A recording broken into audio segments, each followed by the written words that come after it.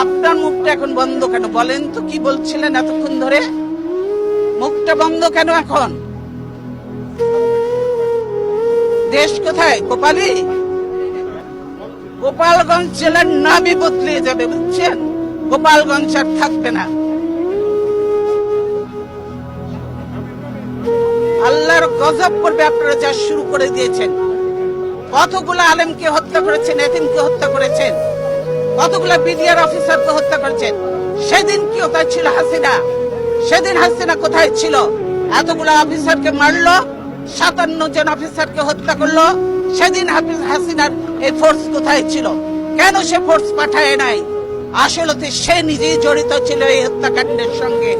সেজন্যই আজকে তো এমন অনেক আননোন চেহারা দেখা যায় যাদেরকে চেনা যায় না যে তারা আসলেই বাংলাদেশি কিনা।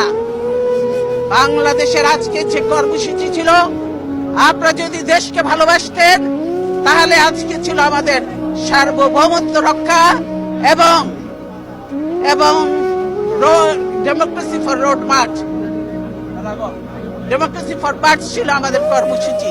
তো গণতন্ত্র চাবেন না, দেশ রক্ষা করতেও চাবেন না, গোলামি করবেন, দালালি করবেন।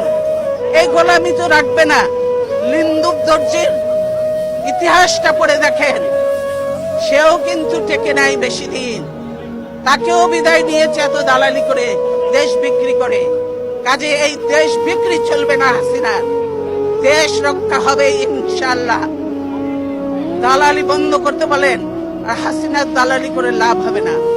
বাংলাদেশের মানুষের সঙ্গে থাকেন, জনগণের সঙ্গে থাকেন, দেশের মানুষের সঙ্গে থাকেন, তবেই কাজে দেবে। দেশ বাঁচবে, মানুষ বাঁচবে। আজকে সকলের দায়িত্ব হয়ে গেছে দেশ বাঁচানো, মানুষ বাঁচানো। আর আপনারা ঘরের ঘরে ঢুকে এখন মানুষ হত্যা করছেন। মনে করেন যে এগুলোর হিসাব নেই?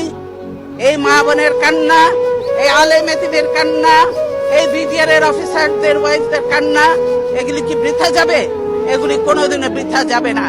আজকে যারা এই জুলুম নির্যাতন করছেন তাদেরকে এদের মতো একদিন চোখের পানি ফেলতে ফেলতে, বুঝতে বুঝতে তারা চোখ অন্ধ হয়ে যাবে, বুঝছে? এখনো সময় আছে। ধাক্কা ধাক্কি বন্ধ করেন, ধাক্কা ধাক্কি বন্ধ করেন। আমরা কেউ ধাক্কা ধাক্কি করতে আসিনি, আমরা কোনো ধাক্কা ধাক্কি করতে আসিনি। আমি বলছি আপনারা চাকরি করেন, আপনারা করবেন, কিন্তু এরকম আমাদের গায়ের উপরে উঠে পড়বেন না। দূরে থাকেন, দূরে থাকেন। আপনাদের জায়গা যেখানে সেখানে আপনার